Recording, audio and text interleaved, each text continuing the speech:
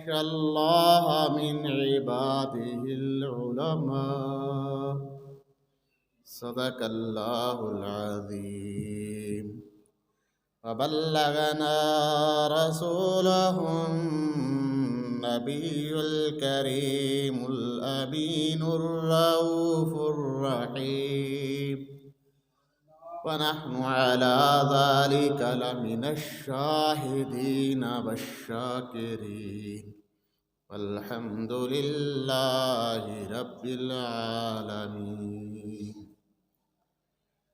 الصلاة والسلام عليك يا سيدي يا رسول الله. الصلاة والسلام عليك يا سيدي يا حبيب الله.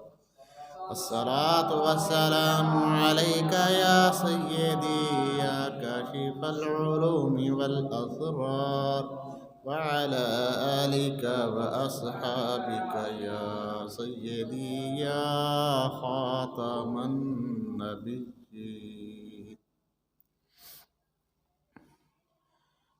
اللہ کریم جل مجدہ العظیم قرآن مقدس فرقان معظم میں ارشاد فرماتا ہے، انما یخشی اللہ من عبادہ العلماء۔ اس آیت مقدسہ کا ترجمہ یہ ہے کہ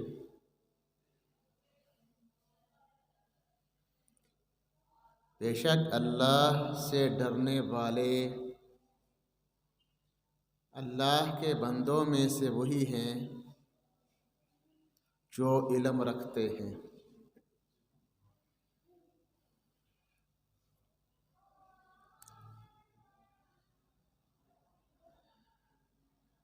علم کا ہونا ضروری ہے اللہ سے ڈرنے کے لیے بھی۔ جب تک علم نہیں ہوگا تب تک اللہ سے ڈرنا بھی مکمل طور پہ درست نہیں ہو سکتا۔ اور اس میں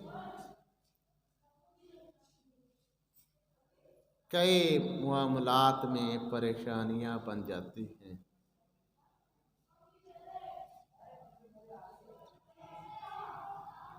علم ایک بہترین زاویہ ہے کہ جس کے ساتھ جانچ پڑتال کی جا سکتی ہے کہ کون سا کام درست ہے، کون سا کام غلط ہے۔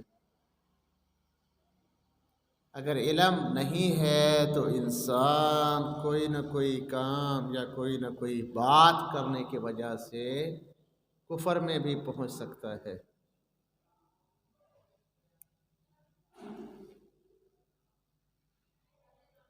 ایک واقعہ منقول ہے کہ ایک دن صبح سویر کچھ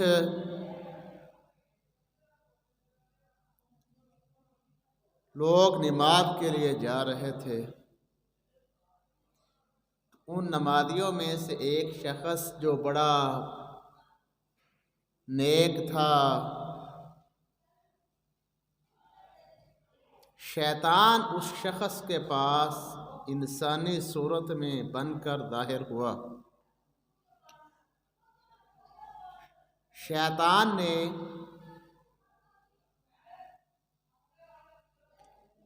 یہ سوال کیا،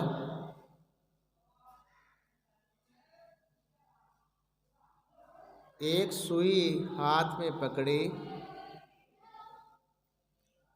اور اس سوئی کو پکڑ کر وہ جو صوفی صاحب تھے، جو نیک بندے تھے، اس سے سوال کیا کہ اے نیک آدمی، بتاؤ کہ یہ سوئی کا جو سوراخ ہے اس میں سے اونٹ گزر سکتا ہے یا نہیں؟ اب وہ نیک بندہ نیک تو تھا مگر علم سے خالی تھا۔ علم اس کے پاس نہیں تھا۔ اس شخص نے یہ بات سنی تو کہا کہ بھئی اتنا بڑا اونٹ اور سوئی کا چھوٹا سا سوراخ کیسے ممکن ہے؟ یہ تو ممکن ہی نہیں ہے۔ کہتا ہے کہ ٹھیک ہے، آپ نے صحیح جواب دیا۔ اب یہ ایک ایسا مسئلہ ہے، ایسی بات ہے کہ جس کی وجہ سے بندہ کفر تک پہنچ سکتا ہے۔ کسی دوسرے شخص کو بھی اس نے یہی سوال کیا، کسی تیسرے کو بھی یہی سوال کیا۔ اچانک ایک صاحب علم سے ملاقات ہو گئی، صاحب علم سے ملاقات ہوئی۔ صاحب علم سے سوال کرتا ہے شیطان کہ مولانا صاحب بتائیں کہ سوئی کے سوراخ میں سے اونٹ گزر سکتا ہے؟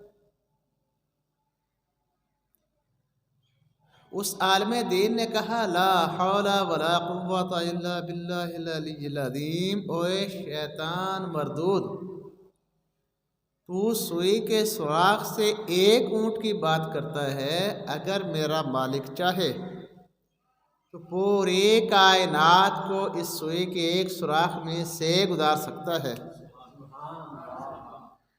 تو صرف ایک اونٹ کی بات کرتا ہے، وہ چاہے تو سب کچھ اس ایک سوراخ، باریک سے سوراخ میں سے گزار سکتا ہے۔ یہ کیا وجہ تھی؟ کہ اس کے پاس علم تھا، علم والی دوربین تھی، علم کی اینک تھی، علم کا زاویہ تھا، علم کا آئینہ تھا، علم کا ہتھیار تھا۔ اس نے شیطان کو لاجواب کر دیا اور دھتکار کے اس کو ناکام کر دیا۔ علم ایک ایسی چیز ہے کہ جس کی برکت سے انسان کامیابی حاصل کرتا ہے۔ یاد رکھیں کہ کوئی بھی علم اور ولایت جو ہیں یہ دو چیزیں الگ الگ ہیں۔ ولی ہونا، نیک ہونا، بزرگ ہونا، اور دوسرے نمبر پہ عالم دین ہونا، یہ دو الگ الگ چیزیں ہیں۔ عالم ہونا علم شریعت ہے، ولی ہونا علم طریقت ہے، لیکن ان دو چیزوں میں علیحدگی نہیں ہے۔ چیزیں دو ہیں مگر ایک ہے، دو چیزوں کے باوجود یہ ایک ہی چیز ہے۔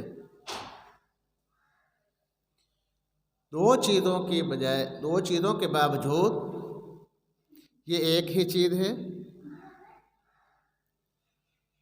کوئی بھی عالم جو خالی عالم ہے اس کے متعلق یہ نہیں کہا جا سکتا کہ وہ ولی بھی ہو۔ کوئی بھی عالم اس کے بارے میں یہ نہیں کہا جا سکتا کہ وہ عالم ہے لہذا ولی بھی ہے، مگر جس کو اللہ درجہ ولایت عطا فرما دیتا ہے وہ لازمی طور پہ علم رکھتا ہے۔ علم والے کے پاس ولایت کا ہونا ضروری نہیں، جبکہ ولایت کے وجہ سے علم کا ہونا یہ ضروری امر ہوتا ہے۔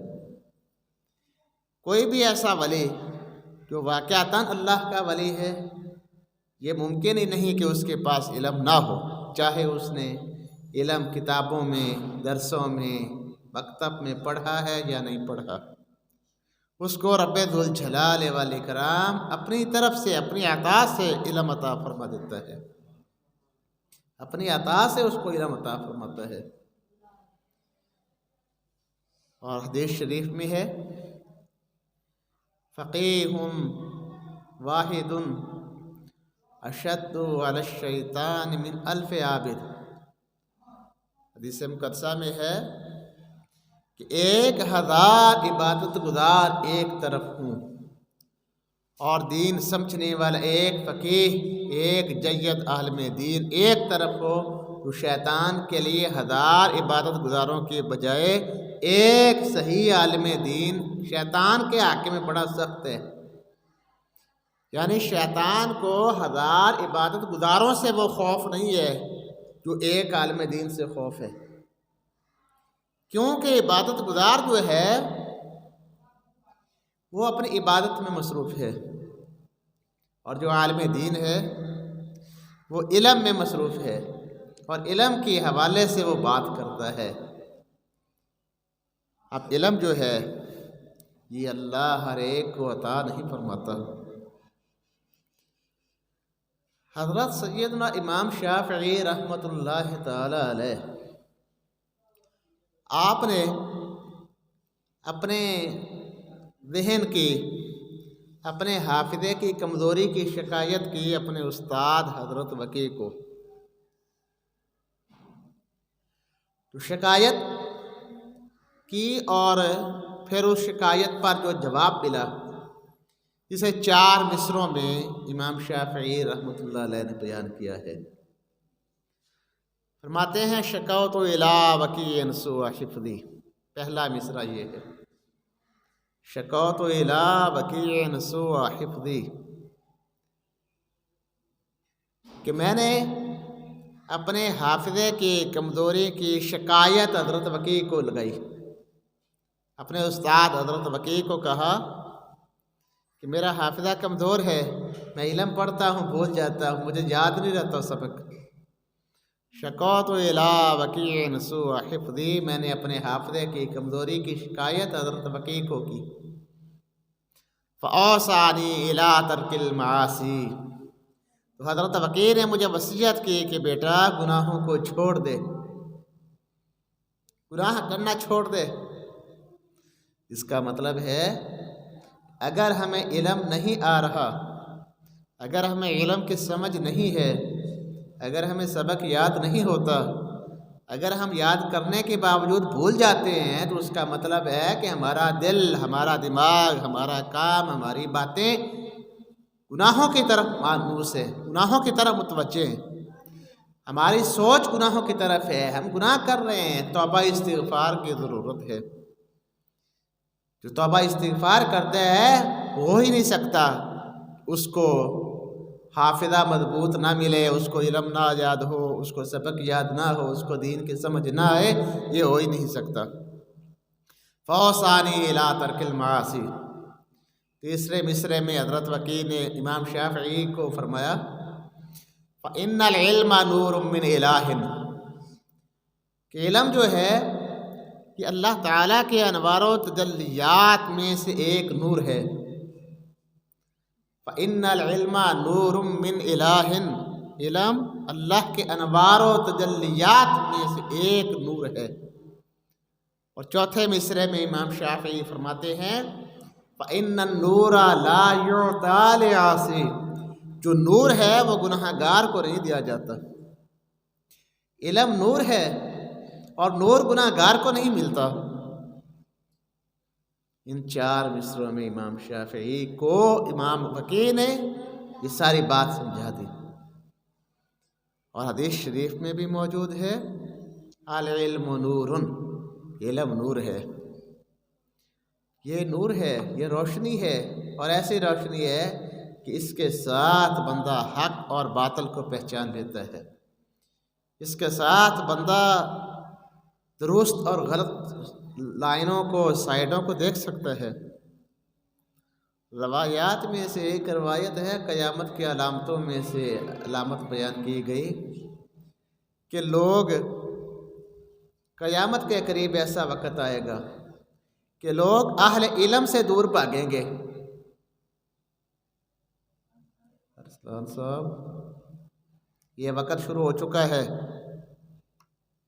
یہ وقت شروع ہو چکا ہے، لوگ اہل علم سے دور بھاگیں گے۔ کیوں؟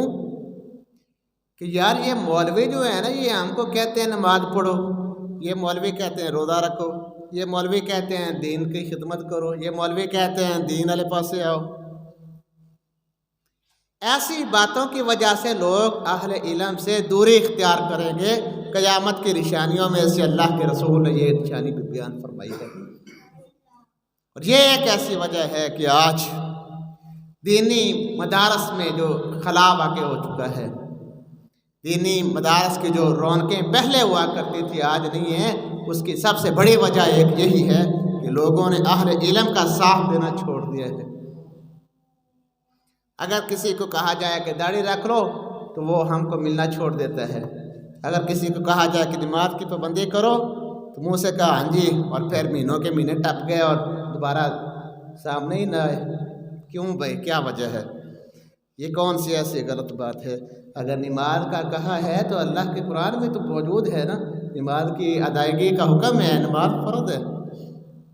کیسا دور ہے آج کہ کسی کی اصلاح کی جائے تو وہ الٹ منفی سوچ رکھتا ہے، منفی سوچ رکھتا ہے۔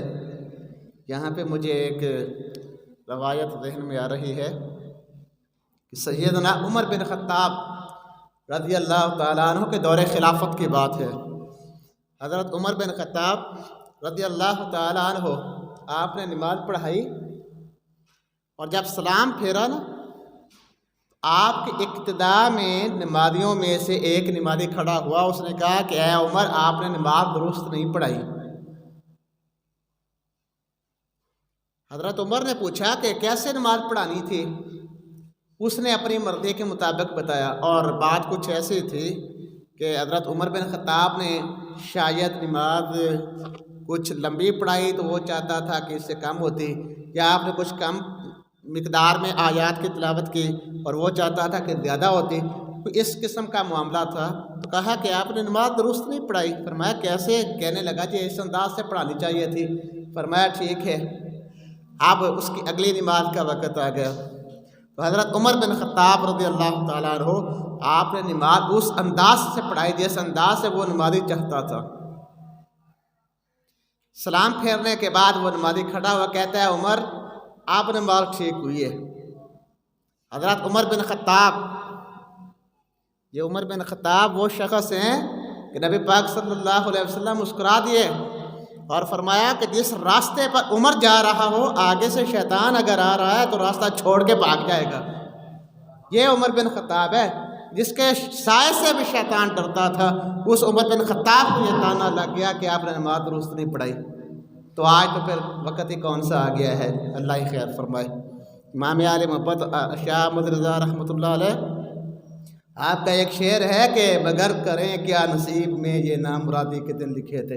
یہ وقت ہی ہمارا ایسا آ گیا ہے، بس یہ وہ وقت ہے کہ جس کے بارے میں سید عالم نور مجسم صلی اللہ علیہ وسلم آپ نے ارشاد فرمایا کہ میرے صحابہ فرض کریں کہ اسلام کے 10 حصے ہیں، اور اسلام کے 10 حصوں میں سے 9 حصوں پر عمل کرو، اور ایک حصے پر اگر عمل نہ کر سکو گے تو تمہارے لیے نجات نہیں ہے۔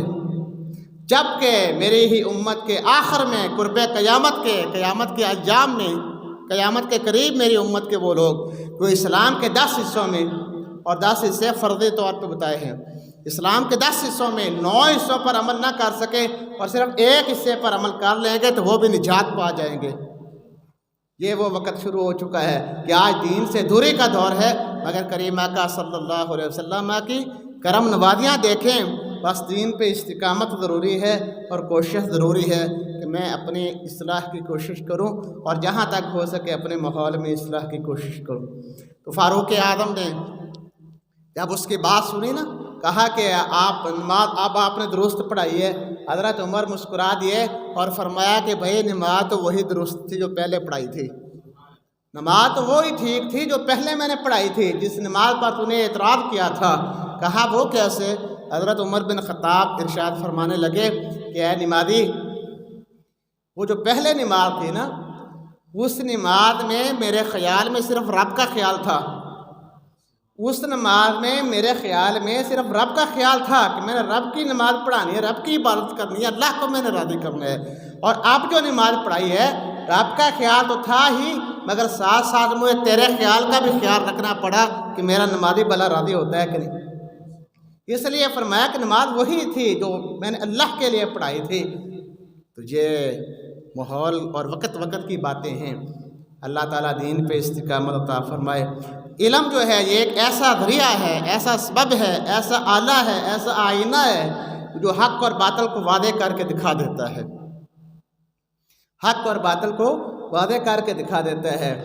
اور اہل علم کی مجلس میں حاضر ہونا، اسی میں ہی کامیابی ہے، اسی میں ہی بہتری ہے، اور اسی میں ہی ذریعہ نجات میسر آئے گا۔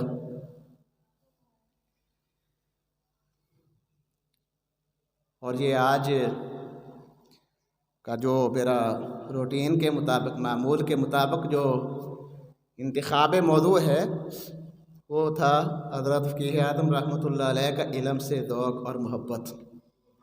حضرت فقیہ اعظم میرے نانا جان کا لقب ہے، اور ان کو علم سے ذوق تھا، علم کے ساتھ ان کو شغف تھا۔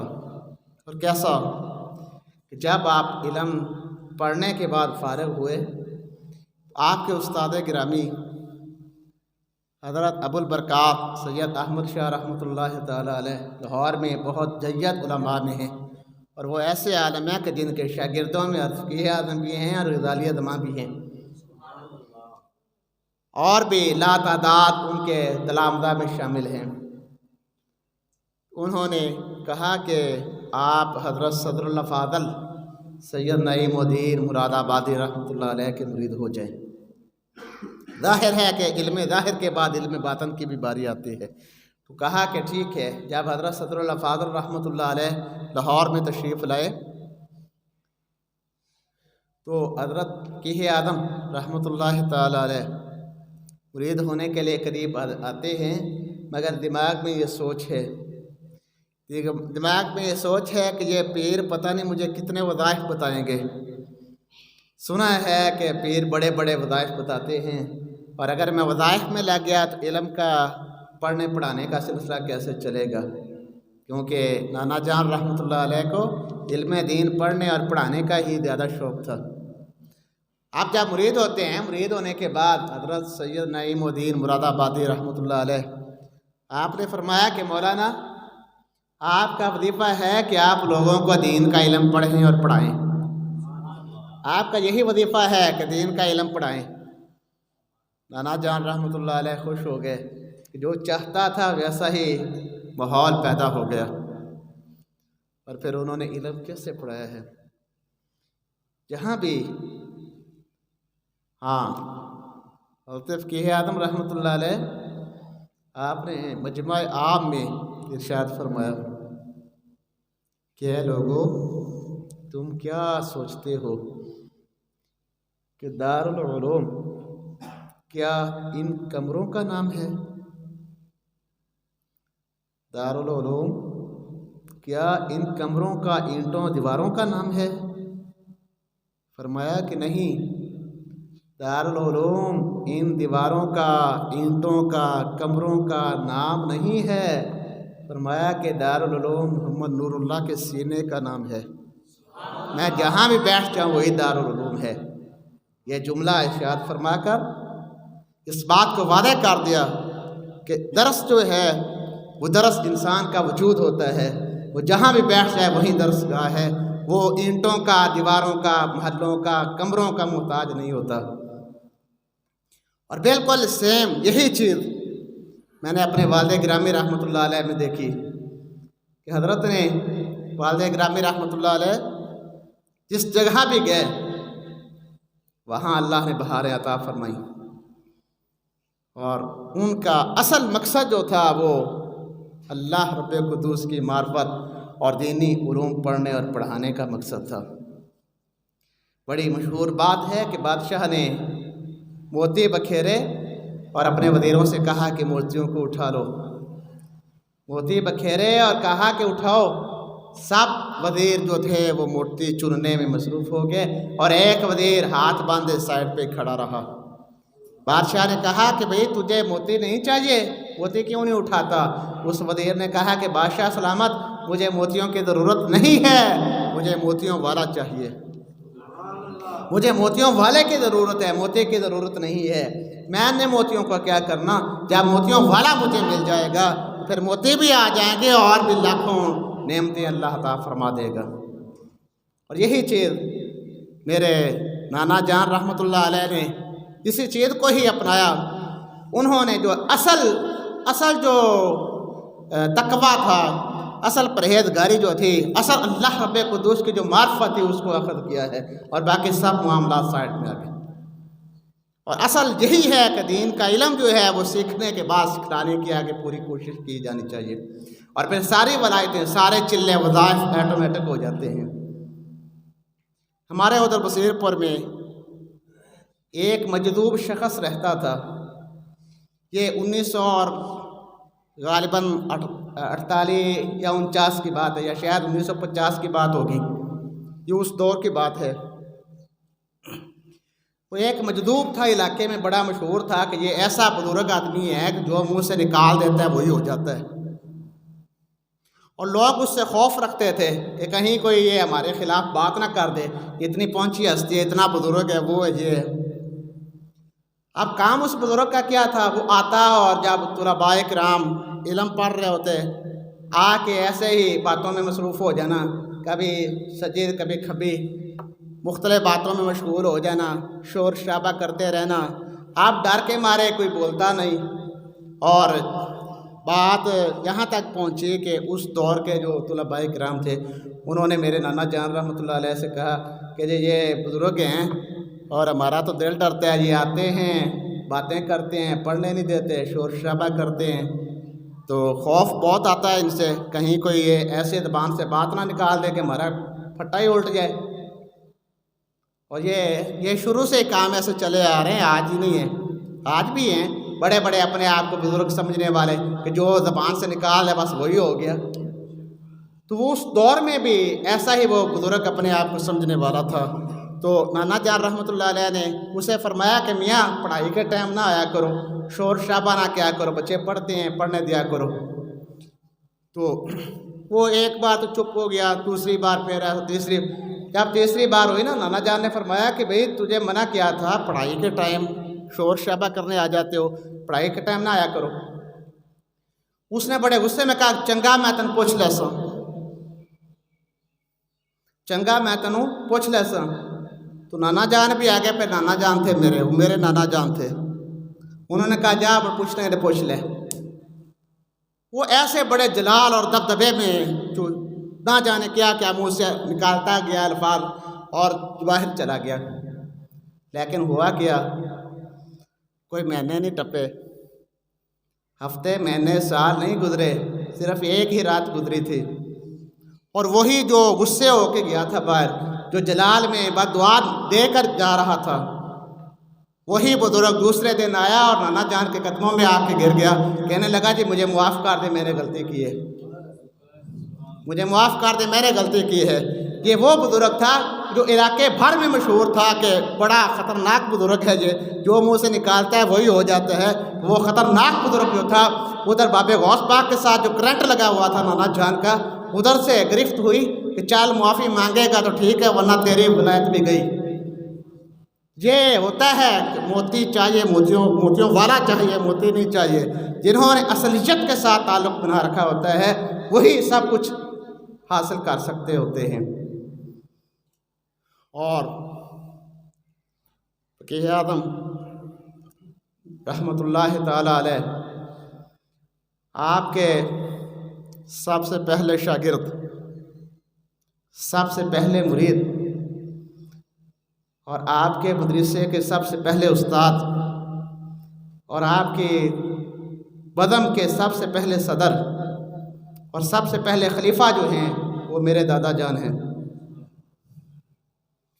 جو سب سے پہلے مرید اور سب سے پہلے شاگرد، سب سے پہلے مدرسے کے استاد اور سب سے پہلے مرید ہونے کے بعد خلیفہ، اور سب سے پہلے وہاں کے جو انجمن تھی حزب الرحمن کے نام سے آپ بھی ہے، اس انجمن کے، اس بدم کے جو سب سے پہلے صدر، وہ بھی میرے دادا جان تھے۔ اور حالت کیا تھی؟ واللہ باللہ تعالی، دادا جان صدر المدرسین مولانا ابو ضیاء محمد باقر نوری رحمۃ اللہ تعالی علیہ، انہوں نے سیم یہی چیز کو اپنایا کہ مجھے موتیوں کی ضرورت نہیں ہے، موتیوں والے کی ضرورت ہے۔ اسی چیز کو انہوں نے لیا، اور پھر کتنا تھا، کتنا ماحول پھر تھا کہ ظاہری طور پہ تو کچھ نہیں تھا دادا جان کے پاس، ظاہری طور پہ نہیں تھا کچھ بھی، مگر باطنی طور پہ سب کچھ تھا۔ اور کتنا تھا کہ میرے نانا جان رحمۃ اللہ علیہ اپنوں بیگانوں میں سب کے سامنے کئی بار اس چیز کا اظہار بھی فرمایا تھا، اور فرماتے تھے کہ محمد باقر، میرے دادا جان کا نام ہے، محمد باقر مجھے تیری ضرورت ہے، مجھے ان مکانات کی ضرورت نہیں ہے، ان زمینوں کی ضرورت نہیں ہے، مجھے صرف تیری ضرورت ہے۔ اور یہ بھی فرمایا کہ کتاب ہے، ایک کتاب ہوتی ہے اور ایک اس کی شرح ہوتی ہے۔ اصل کتاب کو متن کہا جاتا ہے، اور اس کی وضاحت کے لیے جو کتاب لکھی جاتی ہے اس کو شرح بولا جاتا ہے۔ اور اعلان فرماتے تھے کہ اے صدر صاحب کے نام سے پکارے جاتے تھے میرے دادا جان، فرماتے تھے کہ میں ایک متن ہوں اور میری شرح تو ہے۔ اور یہ ایسا اعزاز تھا جو اپنوں بیگاؤں سب سے جگانا تھا، اور اتنا اعزاز اور کسی کو حاصل نہیں ہوا۔ تو حضرت فقیہ اعظم رحمۃ اللہ علیہ انہوں نے پھر جو نوازشات، جو مہربانیاں میرے دادا جان پہ کی، وہ ایک مثالی تھی، اور ایسی مثال ہمارے ماحول میں نہیں ملتی۔ اللہ تعالیٰ ان کے نقشہ قدم پہ چلنے کی توفیق عطا فرمائے۔ تو کیا انہوں نے فرمایا کہ مکانات کا نام مدرسہ نہیں ہے، مدرسہ میرے سینے کا نام ہے، میں جہاں بیٹھ جاؤں وہی مدرسہ ہے، جہاں بیٹھ جاؤں وہی مدرسہ ہے۔ اور اللہ تعالیٰ نے انہیں ظاہری اور باطنی علوم سے نوازا تھا، اور وہ اپنی مثال آپ تھے۔ انما یخشی اللہ من عبادہ العلماء، اللہ رب ذوالجلال والاکرام نے ارشاد فرمایا جو اللہ کے بندوں میں سے صاحب علم ہیں وہی اللہ سے ڈرتے ہیں۔ اللہ تعالیٰ اپنے پاک بندوں کے طفیل ہمیں نبی پاک علیہ السلام کی تعلیمات پہ عمل کی توفیق عطا فرمائے، اور صحیح بزرگوں کی تعلیمات پہ اللہ چلنے کی ہم سب کو توفیق خیر عطا فرمائے۔ آمین۔ وما علی الا البلاغ۔